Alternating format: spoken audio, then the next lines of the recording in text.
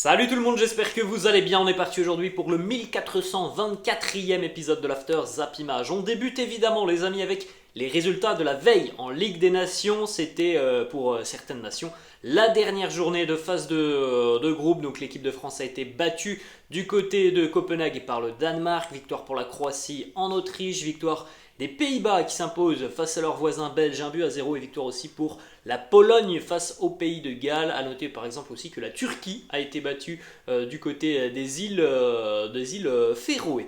On va démarrer donc les amis avec une longue page qui concerne l'équipe de France dépassée hier du côté de Copenhague face à la sélection danoise. Les Bleus battus 2-0 par cette sélection danoise qui, on le rappelle les amis, sera présente dans le groupe de l'équipe de France dans 2 mois au mondial. On devra de nouveau affronter cette sélection danoise qui nous pose d'énormes soucis. On l'a vu hier, on l'avait vu au match aller, on l'avait vu aussi il y a quelques mois maintenant, quelques années, même lors du mondial 2018. C'est en général une nation, le Danemark, qui pose des problèmes à l'équipe de France. Et ça a été de nouveau le cas hier pour les Bleus, battus donc 2-0. Kasper Dolberg 34e et Scovolsen 39e minute. Alors que les Bleus avaient fait plutôt un bon début de match sur les 25 premières minutes. C'était assez intéressant ce que l'on voyait. Et puis après, c'est sûr qu'il y a eu des manquements dans le secteur défensif, notamment sur les 2 buts encaissés, des erreurs de marquage. Et puis globalement après, la prestation a été terne de la part des Bleus. Difficile de sortir un nom hier qui a été assez bon sur cette rencontre. Beaucoup de problèmes tout simplement chez les Bleus hier, 3 jours après la prestation convaincante face à l'Autriche. C'était un retour sur terre pour les Bleus hier face à une sélection danoise évidemment beaucoup plus complète que la sélection autrichienne. Les Bleus ont eu énormément de difficultés et encore une fois ont été très fébriles défensivement. On rappelle les amis maintenant que c'est terminé pour cette trêve internationale de l'équipe de France. Donc le prochain match des Bleus sera le 22 novembre prochain face à l'Australie et ça sera la Coupe du Monde. Donc voilà, c'est difficile de préparer un mondial dans de telles conditions les amis. Mais en tout cas, les Bleus vont devoir travailler donc, sur le début du mois de novembre pour peaufiner peut-être leurs derniers automatismes parce qu'il n'y aura plus de matchs amicaux pour l'équipe de France. On entrera directement dans le grand bain de la compétition le 22 novembre prochain. Vous pouvez jeter un petit coup d'œil les amis au classement donc, du groupe A de l'équipe de France qui termine donc 3e de ce groupe de Ligue des Nations. 3e pour les Bleus, c'est pas du tout ce que l'on avait imaginé.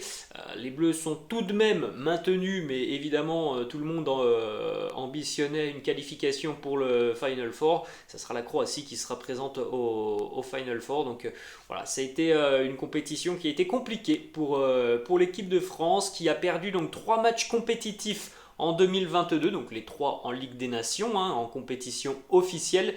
C'est déjà le pire total sur une année civile, à égalité avec 1966, 1981, 2008 et 2010. Une année où les Bleus avaient été sortis en phase de groupe de la Coupe du Monde. On espère les amis évidemment que ça ne sera pas la même chose cette année au Qatar du côté de l'équipe de France. En tout cas, il est évident qu'à 2 mois du mondial, on a l'impression tout de même qu'il y a beaucoup de travail pour Didier Deschamps. Petite stat aussi, face au Danemark, et les Bleus restent donc sur 2 défaites consécutives. Donc la revanche, on l'espère, ça sera le 26 novembre prochain face à une sélection danoise, les amis, qui on le sait est très bien organisée, a beaucoup de qualité. On l'a vu lors de l'Euro l'année passée. C'est une sélection qui franchement a un super état d'esprit et un super groupe.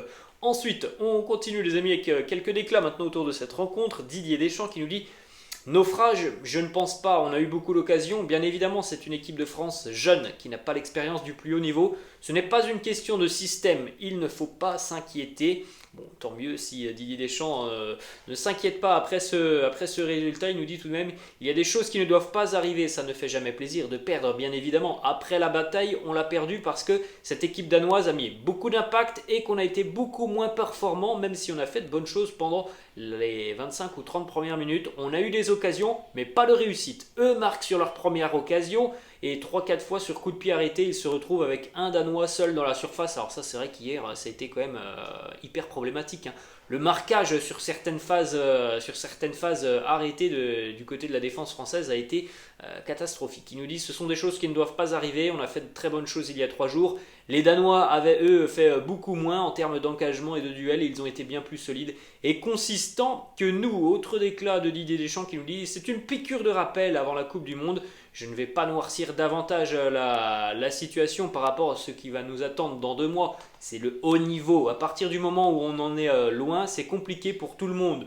Comme j'ai vu des équipes hier pour qui ça a été compliqué aussi. Il fait référence certainement à la défaite de la sélection, notamment espagnole. Il nous dit: le très haut niveau demande des exigences maximales à chaque fois, encore plus lors d'une phase finale de Coupe du Monde.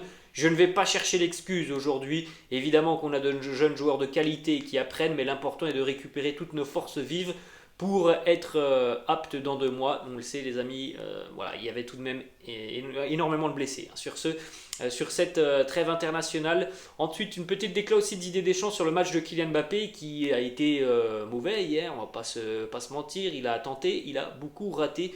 Kylian hier, il nous dit il a fait beaucoup de bonnes choses, mais il enchaîne aussi. Il est l'un des rares joueurs à avoir joué 2 fois 90 minutes en 3 jours. Il ne peut pas tout faire tout seul. Qu'il a été plus décisif il y a 3 jours, oui, mais comme l'ensemble de l'équipe, je ne vais pas m'inquiéter pour Kylian, il a aussi besoin des autres. Voilà les mots de Didier Deschamps. Bon, on a vu certainement un Kylian qui physiquement avait peut-être besoin de souffler, mais on a vu aussi un Kylian qui a fait beaucoup de mauvais choix sur le terrain.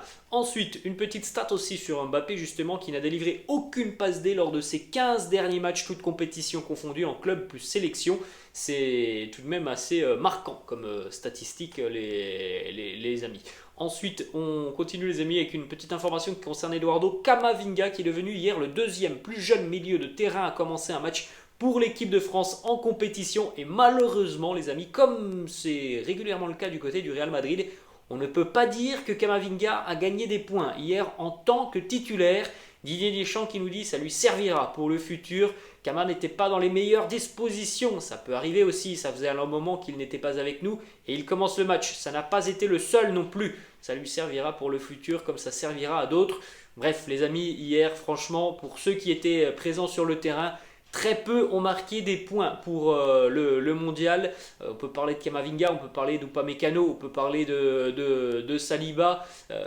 Tout ça, ce sont des joueurs évidemment qui avaient quelque chose à prouver hier et qui n'ont pas forcément gagné des points. Bon, on va pas parler les amis par exemple de Griezmann ou de Mbappé. On sait très bien qu'ils seront présents au mondial, mais pour des joueurs comme voilà, Camavinga, Upamecano, Saliba, qui avaient une carte à jouer hier, ils n'ont pas marqué des points. Ensuite, on continue avec 2 déclats d'Antoine Griezmann qui nous dit: peu importe les joueurs, c'est la mentalité, il faut qu'on gagne nos duels, ça nous fait du bien avant la Coupe du Monde. Il nous dit aussi Antoine, je ne suis pas inquiet, on a le groupe et le coach pour viser très haut, à nous de travailler et de tout mettre en place pour le mondial. Les amis, on rappelle évidemment qu'il y a des sélections qui ont travaillé dans de meilleures conditions que l'équipe de France, qui sont visiblement plus prêtes tout simplement que les Bleus. Donc on espère que l'équipe de France va aller loin dans la compétition, mais en général c'est tout de même beaucoup mieux de travailler avec des résultats, avec un groupe stable, et c'est quelque chose qui n'arrive pas à l'équipe de France depuis quelques semaines. Les résultats ne sont pas forcément là. On a souvent beaucoup d'absences à chaque trêve internationale, donc c'est pas simple évidemment de préparer une compétition comme une Coupe du Monde dans ces conditions. Ensuite, une petite déclat aussi d'Olivier Giroud qui nous dit: on a bien commencé le match, mais on n'a pas su concrétiser. C'est rageant. On va terminer les amis avec 3 petites informations maintenant qui concernent les Bleus. Premièrement, vous l'avez vu, hier les Bleus portaient leur maillot blanc, donc le maillot extérieur de l'équipe de France. Là vous le voyez de plus près, donc vous voyez un petit peu tous les monuments ou symboles qui représentent la France qui sont présents sur ce maillot blanc. Petite info, petite déclat aussi de Vicente Lizarazu, c'était avant cette rencontre face au Danemark, au micro de TF1, Vicente qui nous dit le duo Tchouaméni-Fofana m'a plu car ils ont beaucoup de volume ensemble, ils sont très agressifs au duel, forts à la récupération, il y a évidemment de la complicité par rapport à l'historique qu'ils ont eu du côté de Monaco. Il est vrai que sur cette trêve internationale, comme on vient de le dire les amis, Fofana il a gagné des points, Camavinga je pense qu'il n'en a pas gagné hier. Une dernière petite info les amis sur l'équipe de France qui sera donc dans le chapeau 2 lors du tirage au sort des éliminatoires de l'Euro 2024.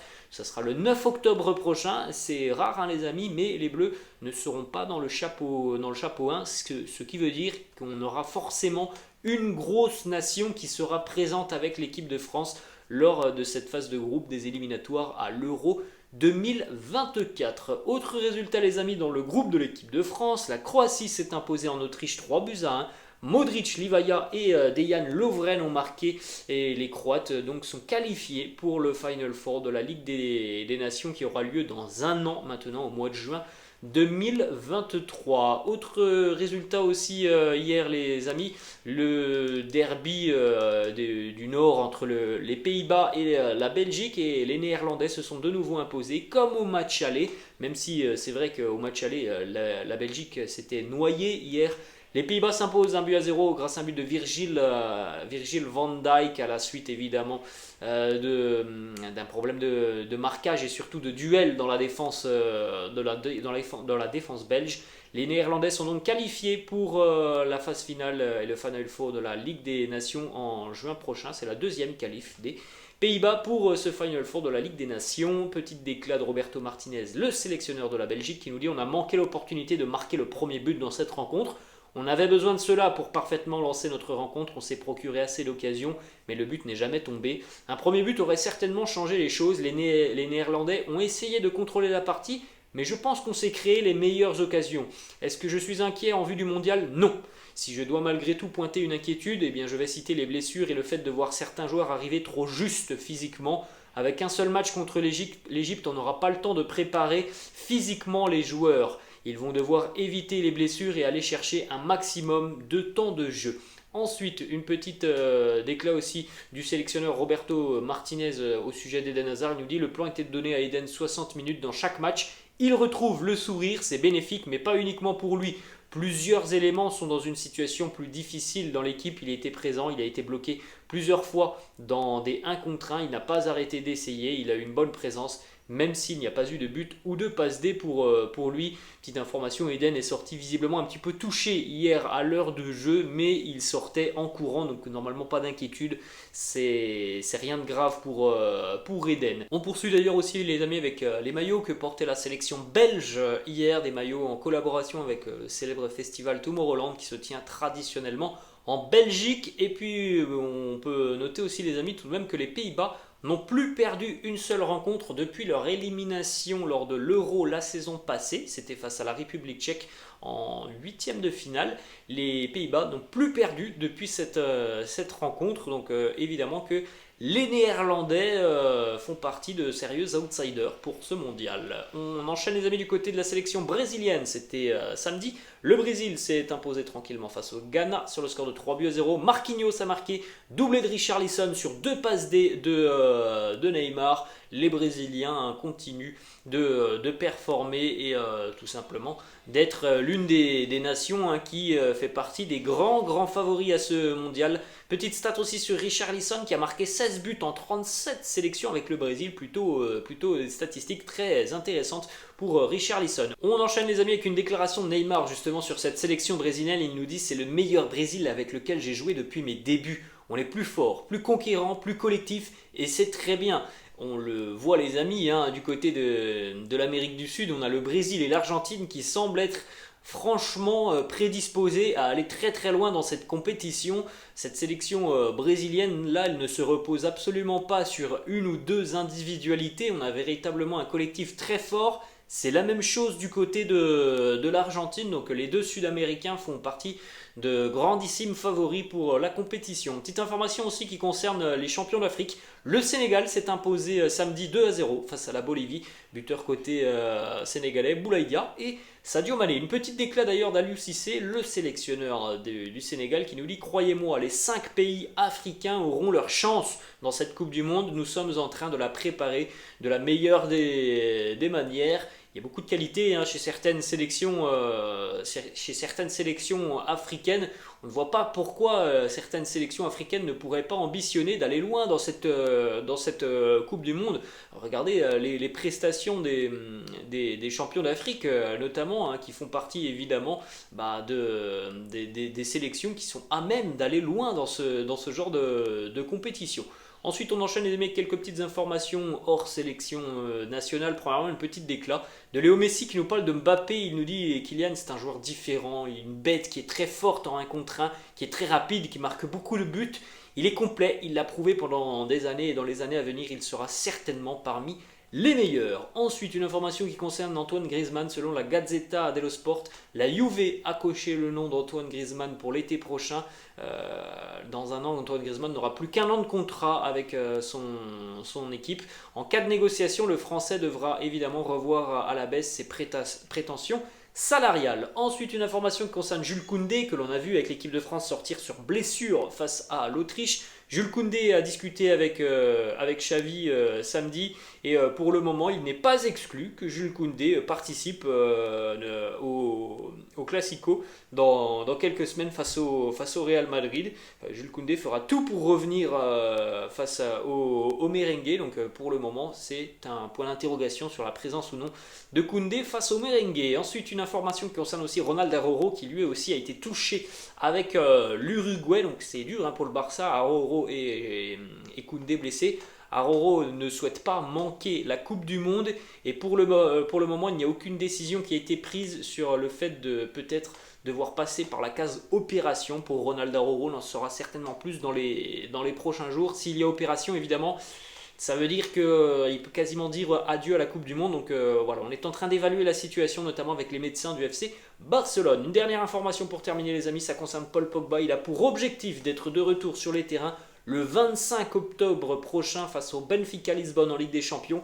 Le Français a accéléré son programme de récupération. Et bien, on lui souhaite évidemment de revenir le plus rapidement possible sur les terrains parce que ça sera toujours bénéfique pour lui dans la quête d'être présent dans la liste du sélectionneur Didier Deschamps. Voilà les amis, la fin de cette vidéo. J'espère que ça vous a plu. N'hésitez pas comme d'habitude à lâcher un petit pouce bleu. N'hésitez pas non plus à vous abonner à la chaîne. Je vous laisse. Je vous dis à la prochaine. Ciao.